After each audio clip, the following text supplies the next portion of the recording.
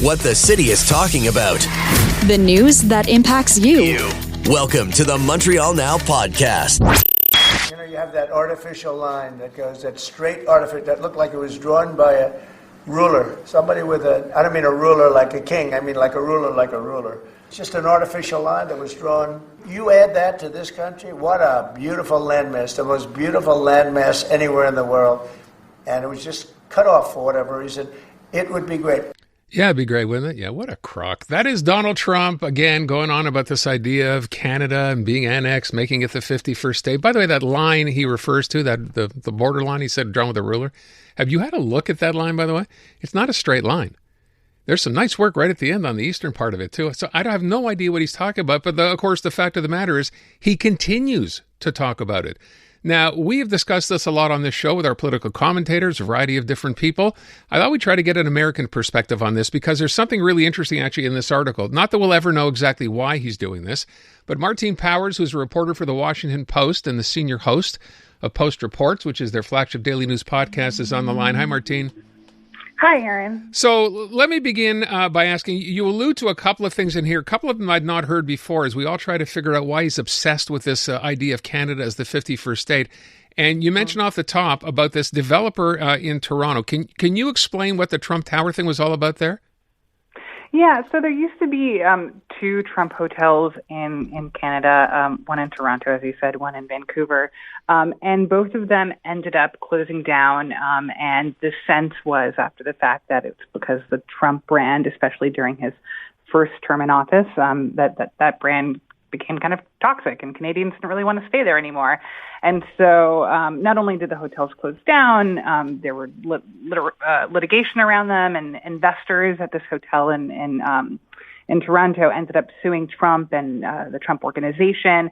And so there has been this sense, which I want to be clear that the White House has denied, but that there's this sense here in the States that, maybe that's the origin of Trump's animosity to Canada or his desire to kind of exact some form of revenge in Canada. And so that's one of several theories that we looked into and trying to figure out, when and why did Trump become so fascinated with this idea of making Canada part of the U.S.? With respect to those two hotel projects, which both shut down, I think it might be worth mentioning as well, given that we're talking about Donald Trump, his name was removed from those projects, right?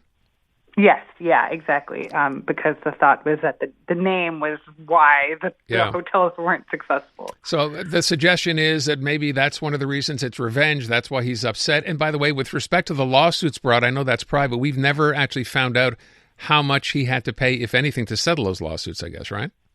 Yeah, at least from the reporting that I've done, all right, so the terms of any settlements were private. That's our first guess, although, maybe it's as valid or invalid as any of the other ones. The one we like here the best is, and a few people have brought this up, there's a wonderful picture of Mrs. Trump. Yeah, Melania looking at Justin Trudeau, giving him that, wow, aren't you a good-looking young man, on a tarmac somewhere. And people, have suggested that maybe Donald didn't take very kindly to the fact that his wife was making eyes at our prime minister. Well, it's funny because this was a meme that I feel like was circulating a lot on the internet, back in 2019, I think it was. And so it's interesting that it's kind of resurfaced now.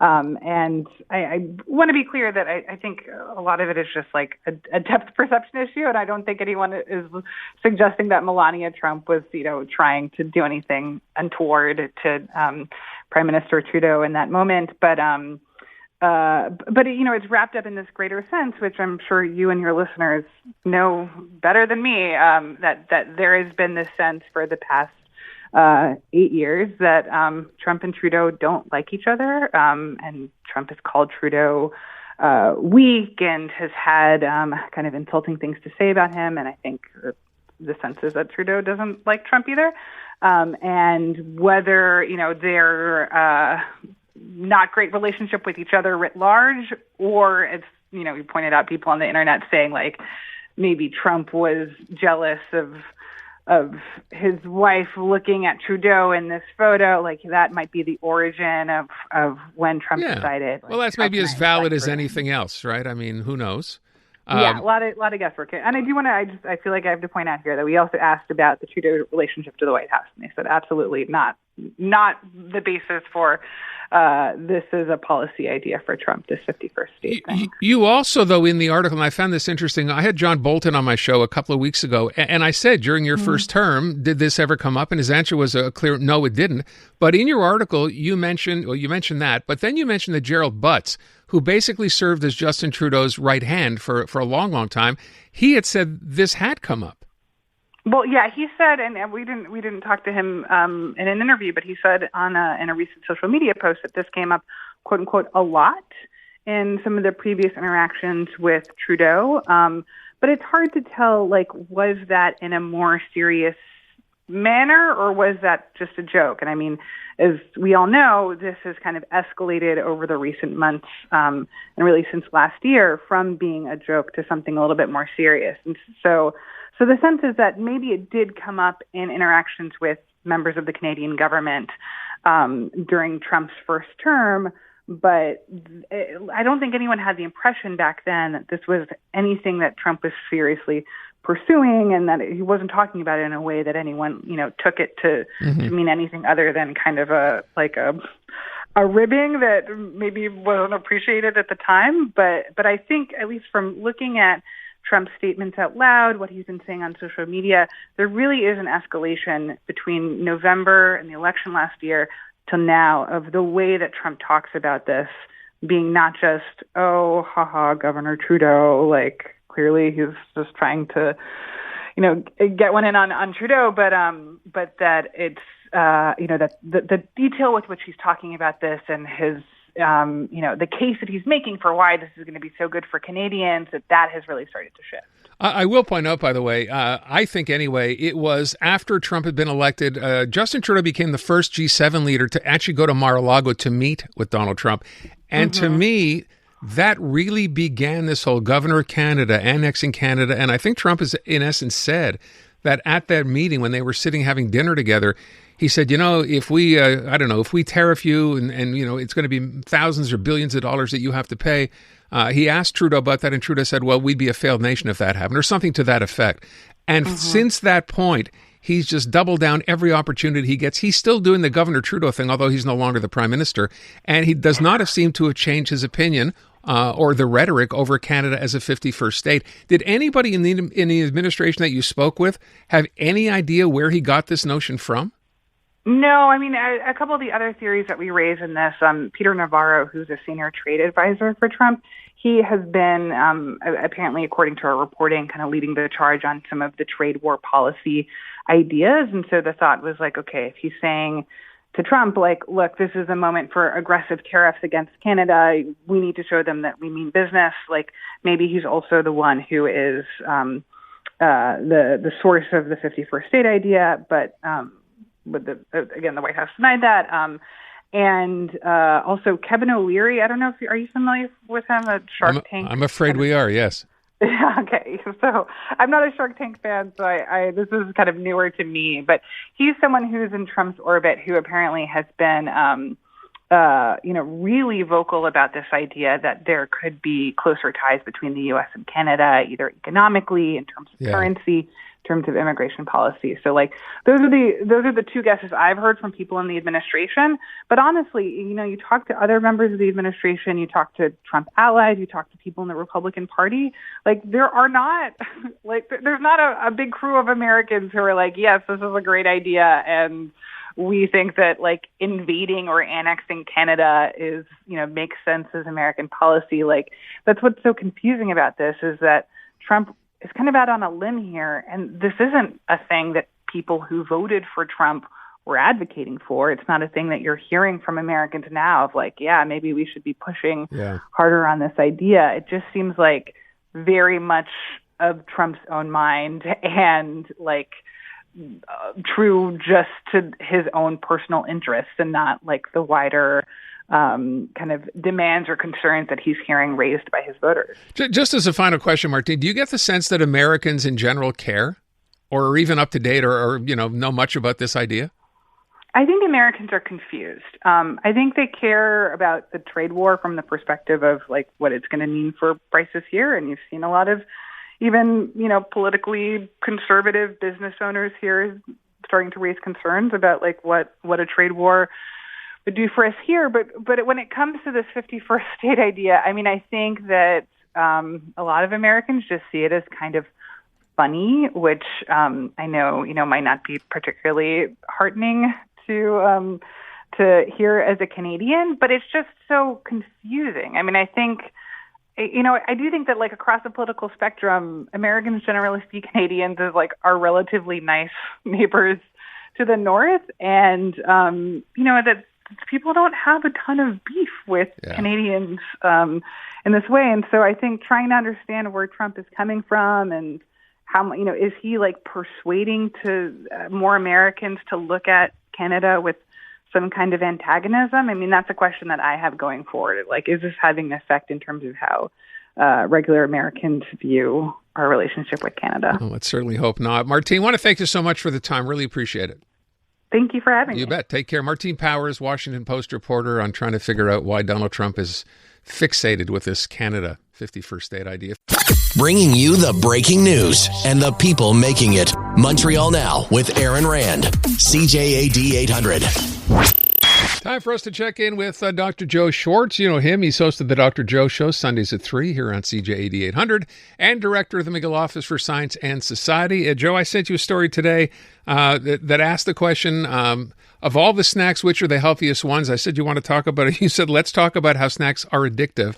So let's start with that. Can they be, or just are they plain because they're designed that way? Well, they actually can be. And, this is an issue that is being debated in the scientific literature a great deal these days because of the clear link between the food that we eat and obesity. I mean, obesity has increased tremendously since 1960. Believe it or not, the average adult body weight in 1960 of a male was between 165 and 170 pounds. Today, it's 195. For women, it was 140 then, and now it's 165. 60% of the North American public weighs more than the ideal, and 40% is in the obese category, meaning that they have a body mass index of more than 30. I mean, this is a terrible situation because, of course, there are many diseases that are linked to overweight. Diabetes, clearly, and diabetes has been skyrocketing in the last 50 years. Heart disease, cancer, all of these are obesity-related. So, of course, there's a great deal of interest in what we eat and whether or not the foods that are so high in sugar and salt and fat, are they physically addictive? Are they sort of like nicotine in tobacco? And it turns out that there actually is something to that argument, because there's a chemical in our nervous system called dopamine. And people have heard of dopamine in many, many ways. It is the substance that gives us pleasure. When you do anything that's pleasurable, whether it's exercise, whether it's having sex, whether it's eating some food that you really like, the body perceives this as a pleasurable thing, but that perception is transmitted through the action of dopamine in the body. Well, these days, you can monitor what happens in the brain in the cells that produce dopamine. They become active, and this is something that can be followed through brain scans, something called functional MRI, which is an instrumental technique where you can determine exactly what is going on in the brain and which parts of the brain are active. Well, it turns out that when you're eating these snacks that are high in sugar, high in fat, and high in salt, the part of the brain that becomes active is the part that releases dopamine. And if you take these foods away from people, they feel that they're not getting enough pleasure out of their life, and they want to get that pleasure. And that's really at the heart of addiction. Now, we're not talking about addiction in the same sense as one gets addicted to heroin, where if you take it away, you become physically ill. But we're talking about something that is really being desired because you want that hit of dopamine. And the industry caters to that. The industry runs all kinds of focus groups where they test out new foods and new beverages on people. And generally, what it comes down to is, when in doubt, add more sugar, because that's what people like. Mm-hmm. It is the sugary things that basically create the dopamine rush. And they do these focus groups, and they look at things like chips, for example. Now, of course, there's a lot of worry these days about sodium, and justifiably so, because it is linked to high blood pressure, to hypertension. So, of course, because of everything that is being talked about in the media, the industry wants to cut down on sodium. So they do these test groups to see how much you can cut down on sodium. And they've managed to do that. They can put the minimum amount of sodium into chips so people still like it. But interesting enough, it kind of becomes counterproductive, because then they start promoting the chips as being low in sodium, which then people think is healthy, which it is, and that it then gives them the license to eat more. So they actually eat more of the low-salt chips than they were eating of the salty chips. Isn't that interesting? And of course, the bottom line there is that then they're getting the fat that the chips are fried in, and that is just as bad for us as I read something about what they do in the industry, and it's something called mouthfeel, right? Yes, where it's designed to make you want to just keep eating. Absolutely, and texture matters. Believe it or not, they have these machines that actually test how a potato chip cracks, whether it cracks quickly or takes a longer time. And then they try this in people. And it turns out that people like when the potato chip has a snap to it, when it cracks easily, not when it kind of bends in your mouth. And so all of this is designed to make you want to eat more. They're interesting enough, there's just a great deal of science that goes into it. Unfortunately, it isn't really dedicated to making it healthier. It's dedicated to selling more chips. Yeah, of course. And I mean, let's face it. I mean, we're not naive. We know that the food business is all about selling food, right? As every business is. I mean, that's what they want to do.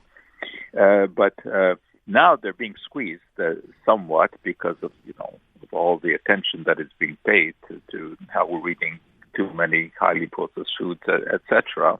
So they're trying to do some stuff, but like cutting down on the salt. But as I said, then you pay for it in other areas. You have the less salty chips, but then you think it gives you the license to eat more of them. I'm just going to eat pita chips. I think you said that was okay, right? Which ones? Pita chips, Stacy's pita pita. Chips. Yeah, pita chips are better because they're generally baked; they're not fried. Right. So I'm good with those. That's another thing that they play around with is wording. You'll notice that these days, instead of saying that the potato chips are fried, they say they are toasted, because that word doesn't sound as bad. Yeah, it doesn't. That's amazing. Sound as bad. All right. And I mean, they've tried with things like Lunchables. These Lunchables. Sure. Yeah. Okay. Well, they've tried putting carrots in there, like fresh carrots for the kids to have with their lunch, but it doesn't sell. It doesn't sell. So they're all about selling things. So if the kids are not going to eat that, sure, of course, then of course they're not going to put the carrots in there. So go back to what worked. Yeah. Yeah. It comes down to education. Of teaching kids right from early on what is a healthy diet and what is not a healthy diet. And education is where it's at. Yeah. Joe, we got to leave it at that. I thank you so much. I appreciate it. Aaron. The very latest news, reported and discussed. Welcome back to Montreal Now on CJAD 800. Look, this next story, you may have seen the story on the Haskell Library, right?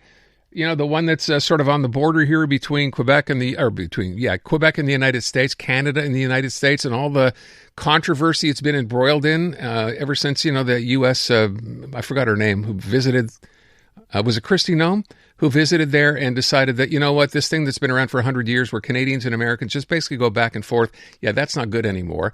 So we'll talk about that in a second. Louise Penny, who I'm sure we all know, you all know, the Quebec author, award-winning author, and of course, I think it's fair to say Quebec's gift to the world of culture, or world of literature, is on the line right now because she's involved in something going on in the Haskell Library, but something even more than that. So let's say good afternoon. Louise, how are you? I'm doing well. Hi, Aaron. I'm doing. Oh, I'm good. Hi. Yeah, how are you? I'm good. I'm sorry. I messed up the introduction. I wanted to get to the Haskell Library last, so I apologize. But let me start by talking. This story, by the way, since I brought it up, is really beyond anything. I think it's just embarrassing. It's embarrassing for the administration there, and it's embarrassing that, we would be considered basically outsiders here for a place that's been around and has been frequented by Canadians and Americans for so many years, and you wanted to get involved. Yeah, no, it's petty and it's shameful by a petty and shameful administration. And yes, because I wanted to get involved because it's between. Well, I hope I would have gotten involved no matter where it was in Canada, but it's particularly close to me. It's only about an hour away from my home. It's a library and opera house I'm familiar with, and the fact that it's also, as I said, as you've mentioned, it's a library. A library in a village, for God's sake. And they send the head of Homeland Security to the library and then decide to close it to Canadians. It's petty.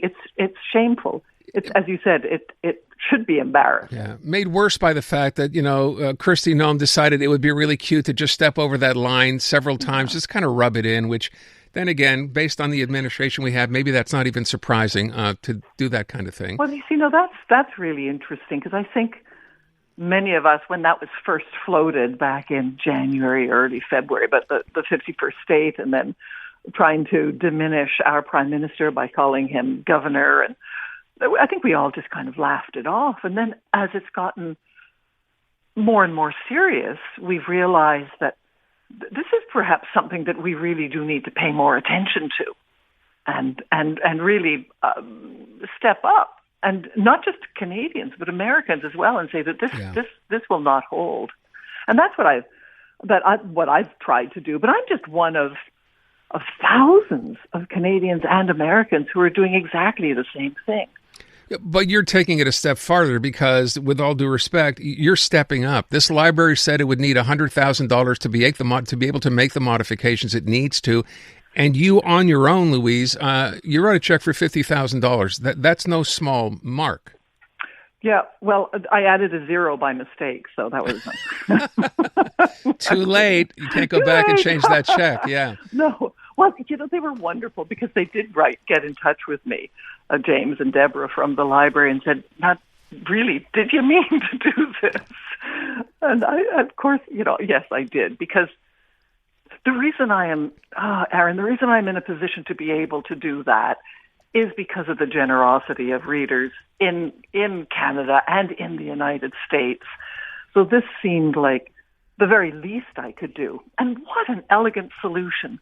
Isn't it a brilliant solution? On the one hand, some people have demonstrated, as you need to have a kind of a militant arm.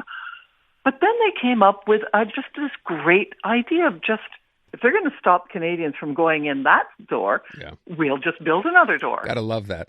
You gotta love that. That is a thing of great beauty, and who could not support that? Yeah, and by the way, I should point out, they said they needed 100. You threw in 50, but we know now, thanks to crowdfunding and people hearing about the story, they've well surpassed that $100,000 mark, which is wonderful news as well. Do you know, I just checked before getting on with you, because I knew we'd be talking about it. They're at $160,000 on the GoFundMe, and that's fantastic. Independent of my donation. Yeah. But and it's 2,500 people have given donations, and that's just the GoFundMe. Never mind the other ways to donate. That's fantastic news.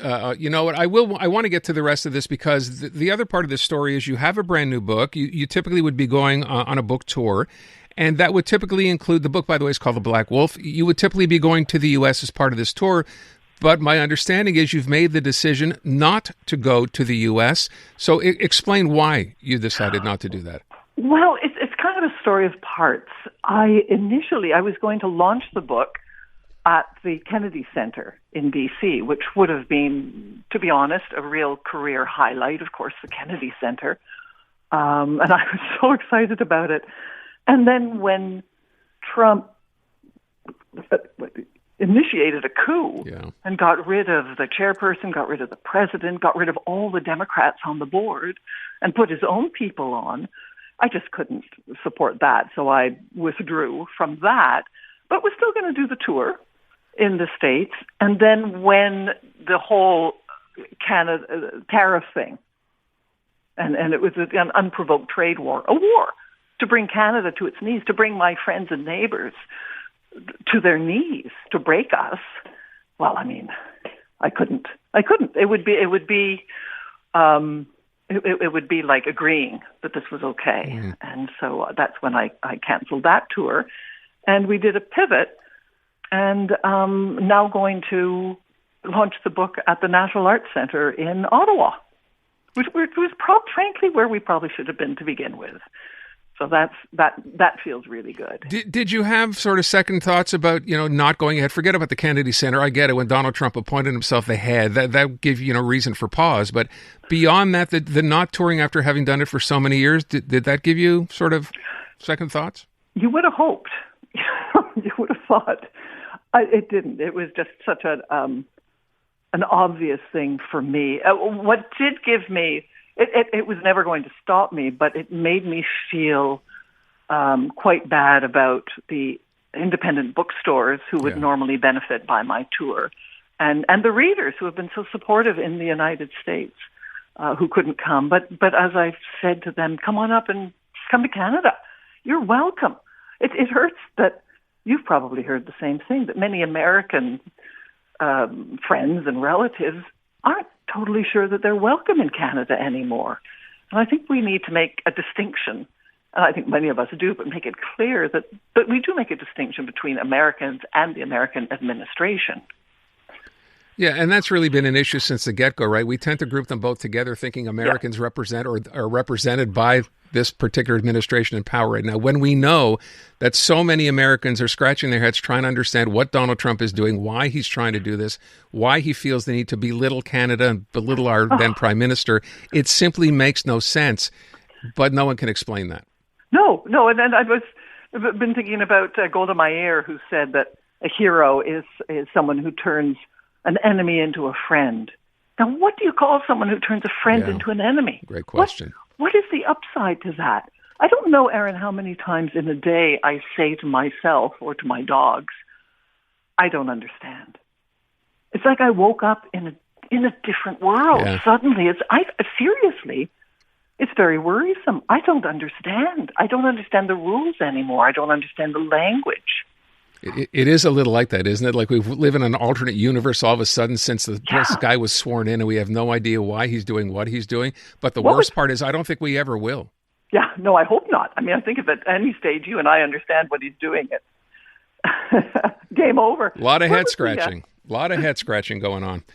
Louise, I'm out of time. First of all, it's a pleasure to talk to you. Thank you so much for making yourself available today. And on behalf, obviously, of the library and all the people who, of course, have decided they want to help as well, I think it's fair to say congratulations and thank you very much for that as well. I hope we can speak again. Yes, I'd like that, Aaron. Louise, thank you so much. Louise Penny, Quebec author, will not be going to the U.S. to support her new book, The Black Wolf. And you heard why. Because you don't want to miss a thing. Montreal Now on CJAD 800. All right, let's take a look at the week in tech. We are joined by our CTV tech analyst, that is Carmi Levy. So, Carmi, I wanted to start because we've been talking so much about these tariffs and everything else. We talked about security for Canadians as well. We've heard some stories where some Canadians trying to cross into the U.S. are having their phones checked. Some have been turned back. So, I guess the question, as you write it, is it safe to travel with your phone right now? I mean, I would be concerned. I wouldn't say that it's dangerous, but if I were crossing the border now, I would be taking additional precautions to ensure that I'm not exposing myself more than I should. So I would take a look at all of the apps that I have on my phone and ask myself which are the ones that I really need, and which are the ones that could be problematic if a border agent gets a hold of my phone and starts skipping through my, say, inbox or my photos. And so the cool thing about apps today is it's not that difficult before you go over the border. Just delete the app because everything is cloud-based. And then when you get through the border, you just download the apps again, sign in, and continue on as you were. You don't have to haul around huge amounts of data on your phone anymore. So think about the things that you don't want U.S. Customs and Border Patrol to be snooping on, and then just get rid of them before you cross the border, and just make sure that your phone has the most minimized data footprint possible. And that there isn't anything there that you'd be worried about if they were standing over your shoulder. Small thing, it might take a little bit of time, but it's absolutely worth it in terms of ensuring that they aren't making a copy of every last piece of your digital life and then using it against you, not only as you cross the border, but for years afterward. This minimizes the potential exposure. Explain again for people hearing this, what do you want to delete here that kind of get you in the clear? So if I'm concerned about, say, my photos and my messages, I would look at Google Photos and Gmail, and I would actually delete those apps from my phone. I'd literally get rid of them. And the reason being is I can very easily in 5 minutes download them again after I cross the border, sign in, and then continue as if nothing had ever changed. Okay. That minimizes how much snooping they can look into my digital life. And so you're not going to, you don't want to stand there and go, you can't touch my phone, because that's the quickest way they're going to either send you away or detain you. So what you do is you just very quietly and passively take care of your phone beforehand before you cross the border. Okay. Now, and obviously without deleting those photos, because you don't want that to happen, so this would not do that. Well, exactly, because if you're deleting the Google Photos app, you're not actually deleting anything on your phone, and that's the joy of cloud-based services. It's not stored on your phone; it's stored in the cloud. So if you get rid of the app that connects to all of that data in the cloud, well, there's nothing for Customs and Border Patrol to search for now, is there? Fair enough. Okay, so that's one thing you can do. If they decide, for whatever reason, you've deleted your pictures or whatever else, maybe they start looking through your text messages. First of all, with respect to your password, right? Do you have to give them your password? Well, I'm asking stuff perhaps you don't necessarily know, but you can't delete that. There are varying legal opinions about that, and so it's probably not a bad idea to go through your messaging streams as well, and maybe get rid of things that aren't relevant or that are particularly sensitive. You know, if you're the kind of person who stores sensitive information in your inboxes and text messaging system, then I would suggest you might want to no longer do that, and just delete them so that there's less for them to see. You can't delete the text message app on your phone because that's sort of integral to the phone, but you certainly can reduce the data load before you cross the border. So I would be doing that. I'd be doing like what I call a cull, just kind of go through stuff and go, yeah, that's problematic. That's really sensitive. Maybe that's some personal information, maybe some financial information I don't want them to see. Sure. Just do like an audit of your phone and make sure that you're comfortable in case you have to put the phone into an officer's hand, that you're comfortable doing so and not worried that you're giving them too much. You know, when I brought this subject up earlier in the week, we talked about someone, a security expert on this, and who actually suggested, I think, that maybe just get a burner phone. Leave your other phone at home. Yeah, that's certainly a reasonable idea, especially because burner phones aren't just basic feature phones anymore. In other words, you can buy a burner phone that also has smartphone features that can take apps as well, because as we know, when we travel, increasingly we're using smartphones that have apps on them in order to travel. That's how we get all of our information from the airline or the information while we're on the road, and so we kind of need them. That's a really great sort of opportunity to have your cake and eat it too. Have the services and the functions of a really good phone while you're on the road, but still not exposing yourself more than you're really comfortable doing so. All right. Let's focus on the election we have coming up. I did not know this. Election's Canada. Maybe we should not be surprised. Been in touch with some social media platforms about election mis or disinformation. What's this about? Yeah, our Chief Electoral Officer, Stéphane Perrault, he has reached out to a number of platforms. He says specifically X and TikTok. I guess there are more, but these are the ones that he's gone public with, basically asking them to help the government ensure that this election is a secure one, so that if there are any issues that come up, if they identify any threats to the electoral system, or if any parties are being targeted or candidates are being targeted or there's misinformation on social media, that they will take action to reduce it. And so far, TikTok actually released a press release over the weekend saying they're, quote, shoring up their efforts to safeguard their platform during the Canadian federal election. So TikTok has kind of promised, which is nice. X hasn't answered. Unclear if Mr. Perrault also reached out to Meta or Snapchat or others, but I'm presuming he did. But the fact that they're not being specifically mentioned means not quite sure what they're planning to do as well. And, I'm kind of torn on this one. On the one hand, I'm really glad to see our chief electoral officer recognizing that this is a problem. But at the same time, it's almost like Canada begging big tech American companies to, please help us during our election. It's really not a significant argument, and certainly I wouldn't expect Mark Zuckerberg to be kind of holding his breath and going, I've got to drop everything and help Canada during their electoral time of need. Yeah. We know exactly where his political stripes are. We know exactly what the priorities of big tech companies are, and they certainly aren't, doing the Canadian government's bidding. So it's good to see, but I don't think we should expect any miracles here. We're still going to see misinformation. We're still going to see meddling. We're going to still see all sorts of toxic stuff on our social media platforms during the election campaign. And as Canadians, we got to be ready for it. All right, let me move on to this next story, because when I first saw that you put this in, I'm like, Napster's still around? So Napster just sold for over $200 million. I thought no one used Napster anymore. Yeah, that's what I thought, because, it was founded in 1999. It became, easily this sort of huge platform. Millions of people were illegally downloading music.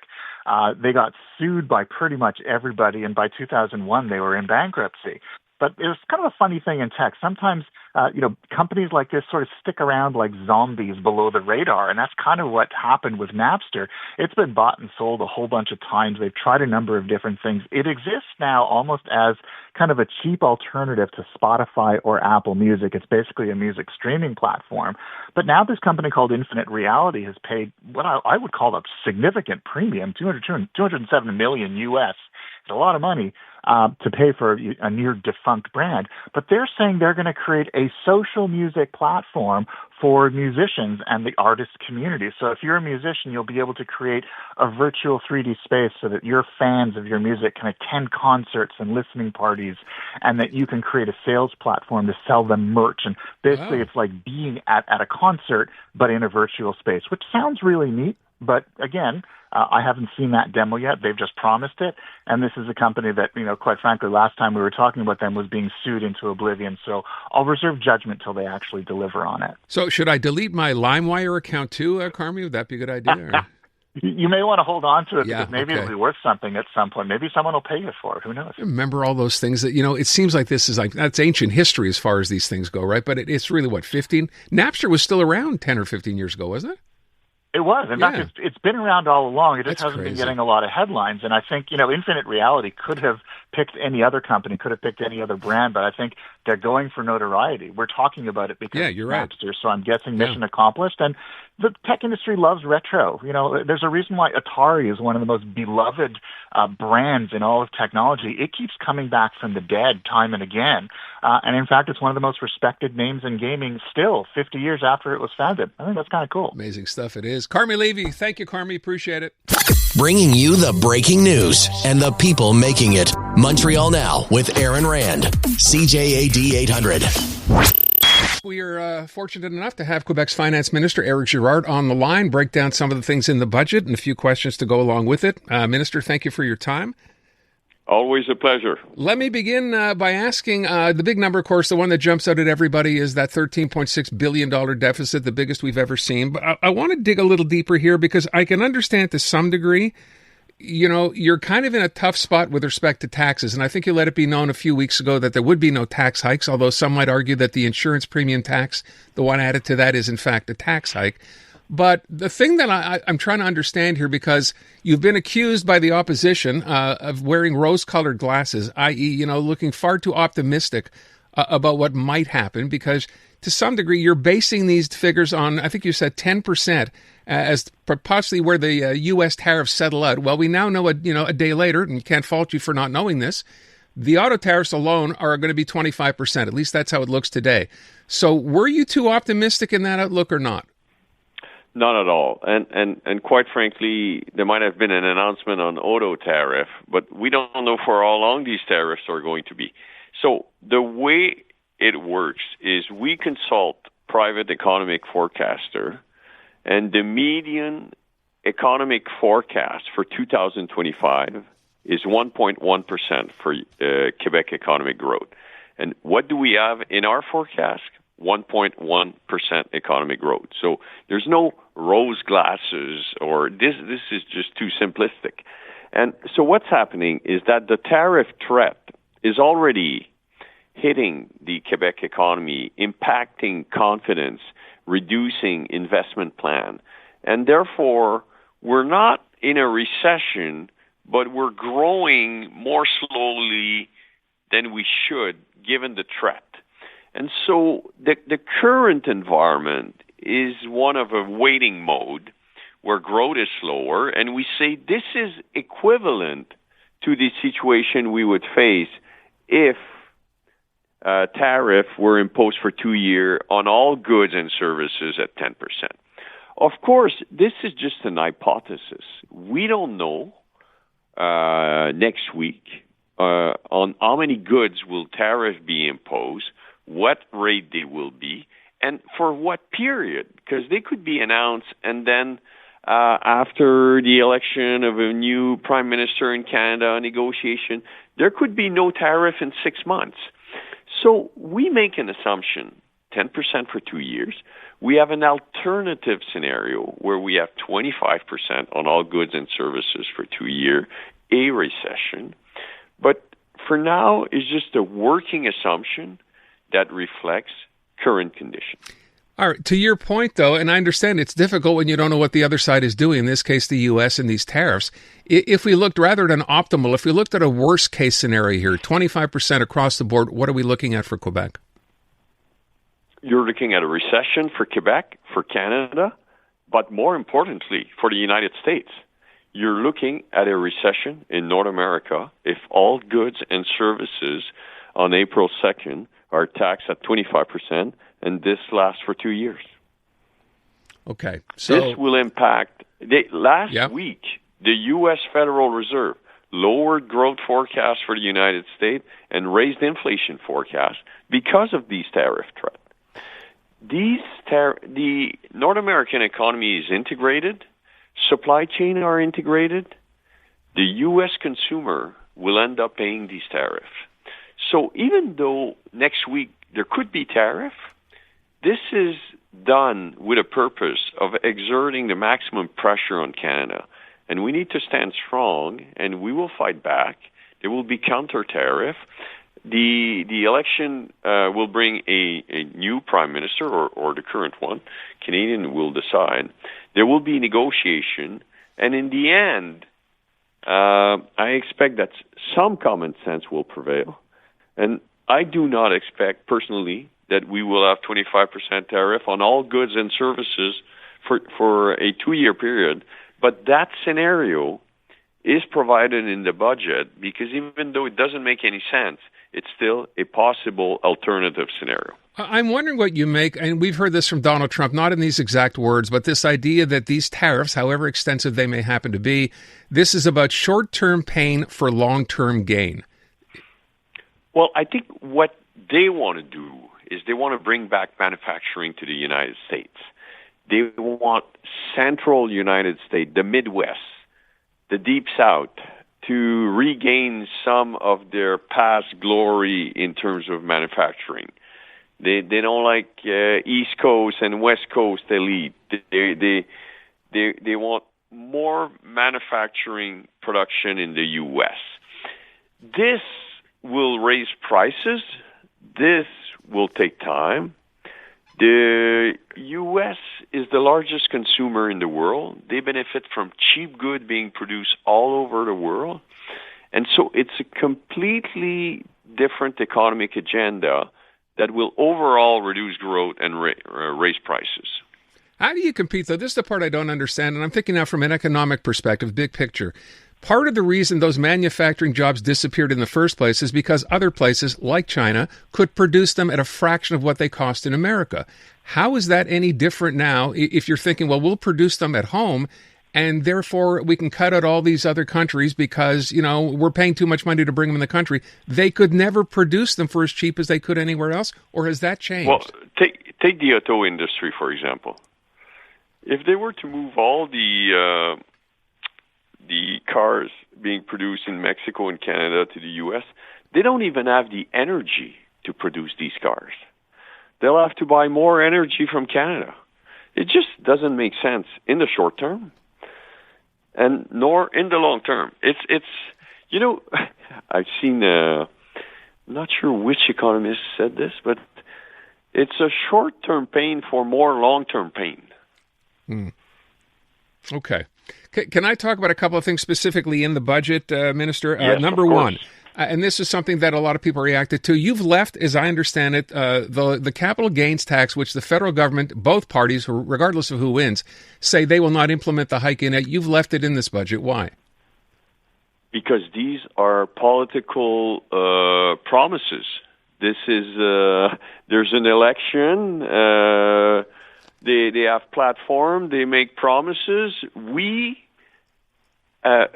Fiscal legislation is a serious business, and when they raise the inclusion rate for capital gains, they also provided with some relaxation in terms of what I'm trying to say is they tightened the capital gain, but they also provided some additional flexibility for entrepreneurs or so what I'm trying to say is that it's one thing to say you're going to cancel the capital gain inclusion rate, but you need to be more precise than that.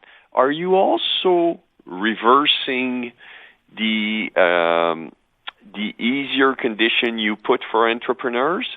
So until we have clear legislation that is tabled by a duly elected government in the House and the legislation is approved, then we know what we're supposed to harmonize to. And at that point, do you harmonize when this new April 29th? We will harmonize. We've always been harmonized with the federal government. But it's important to say that fiscal legislation is a serious business. To say that you're going to cancel something is a political statement. You need to table legislation and adopt it. Last question. We're going to run out of time, and I do appreciate your time. But I do want to make one comment on the deficit. We have the most conservative definition of fiscal balance. So the 13.6 include $2.2 billion of capital savings that we call the Generation Fund. So it is really $11.4 billion deficit, which is 1.8% of GDP. BC was at 2.5, Nova Scotia at 1.4, Alberta 1.1. We also have a $2 billion contingency reserve for rainy days because of the current uncertainty. This is the largest reserve I've put. So the 2.2 capital payment, the $2 billion contingencies makes for a lower deficit. Last question. We found out today, actually, that the Quebec government told us, the CAC has said right off, the $270 million we lost on Northfold, is that accounted for in your budget? Yes. That's really old news. I mean, we had subordinated debt in a corporation that has filed for bankruptcy.